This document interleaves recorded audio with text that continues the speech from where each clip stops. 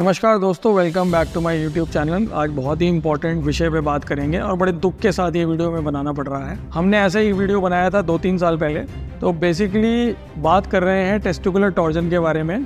18 साल का एक लड़का है, वो एक तरह से खेल रहा है, अपना फुटबॉल खेलने गया, अचानक उसको जो है घोलियों में दर्द हुआ और उसने उस दर्द को नज़रअंदाज कर दिया। भाई अपना स्पोर्ट्स पर्सन है, थोड़ा बहुत दर्द तो होता है ना, कहते हैं ना कि मर्द को दर्द होता है, कोई फ़र्क नहीं पड़ता। तो ऐसा ही है, भाई लड़कों ने अपने बात की अपने दोस्तों से, उसने बोला कि भाई कोई बात नहीं, ठीक हो जाएगा। वो बच्चा जो है कहीं से इधर उधर केमिस्ट से जाके दवाइयाँ लेता है, अपने माँ बाप को नहीं बताता। करते कराते ये दर्द जो है बढ़ता जाता है। सत्य घटना है, मैं अपने तरफ से कुछ नहीं बता रहा कि मैं अपनी मनगढ़ंत बात कर रहा हूँ।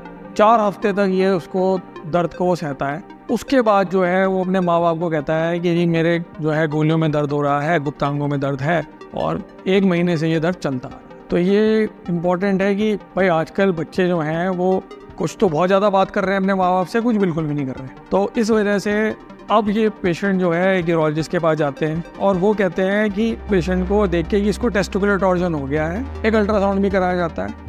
उसके बावजूद भी जो है पेशेंट को संदेह है इस बात से कि ये टेस्टिकुलर टॉर्जन है कि नहीं है। वो किसी और दूसरी पद्धति में जाता है, वहाँ पे भी ट्रीटमेंट लेता है 1-2 हफ्ते, लेकिन बात नहीं बनती।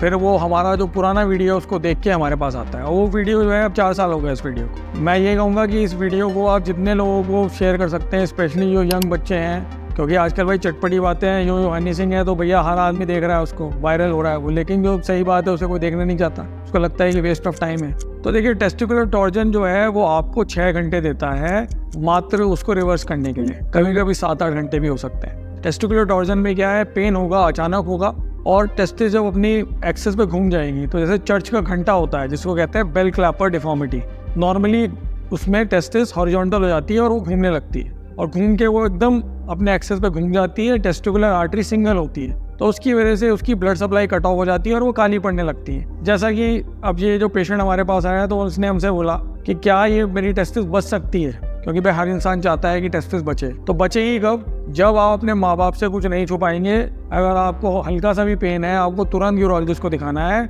You are a blessed country.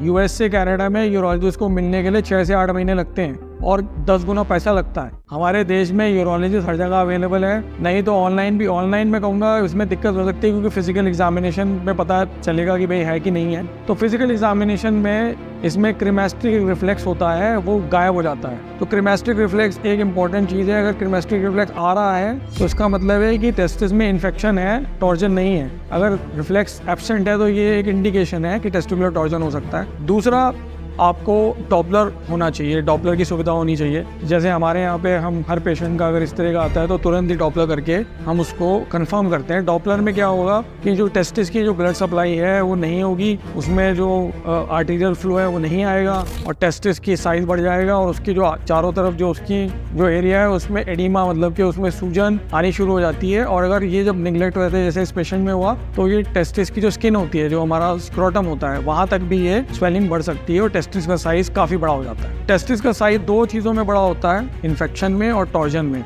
और दोनों को जो है कभी कभी सिमिलर तरीके से प्रेजेंट करते हैं। इसीलिए कई लोग इसमें, जिनको कि इसके बारे में ज्ञान नहीं है, वो लोगों को एंटीबायोटिक दे देते हैं, पेन किलर दे देते हैं। उससे कभी कभी पेन थोड़ा कम हो जाता है, लेकिन अगर इन्फेक्शन है तो वो ठीक हो जाएगा, आपकी टेस्टिस बच जाएगी। लेकिन अगर टॉर्जन है तो नहीं बचेंगी, इसीलिए ज़रूरी है। एक हमारे मित्र भी थे, उन्होंने भी, उनके बच्चे का ये हुआ और वो गए रात में, यूरोलॉजिस्ट ने रात में ही ऑपरेट कर दिया, टेस्टिस बच गई। लेकिन उनका सवाल क्या था, क्या मेरी सर्जरी सही करी डॉक्टर साहब? तो ये एक संदेह रहता है हमारे यहाँ कि भाई ये जो भी यूरोलॉजिस्ट सर्जन है वो ऑपरेशन करना चाह रहा है, काटना चाह रहा है। तो कोई ऐसा नहीं है, किसी के पास काम की कमी नहीं है। मेरे हिसाब से जहाँ धन्यवाद देना चाहिए था उस यूरोलॉजिस्ट को कि उसने बच्चे की टेस्टिस बचा दी, एक संदेह आ गया हमारे पे, क्योंकि हम हर इंसान को संदेह की निगाह से देखते हैं कि भाई इसने हमारी सर्जरी गलत तो नहीं करी। तो टॉर्जन है तो उसकी सर्जरी ही होगी, वो मेडिसिन से ठीक नहीं होगा। और सर्जरी में विदिन 6 आवर्स अगर आप कर लेते हैं तो आप इस टेस्टिस को, उसको ऑर्कियोपेक्सी कहते हैं, इसमें हम सब डार्टोस पाउच फिक्सेट करते हैं। और टॉर्जन में क्या होता है कि दूसरी टेस्टिस में भी हो सकता है।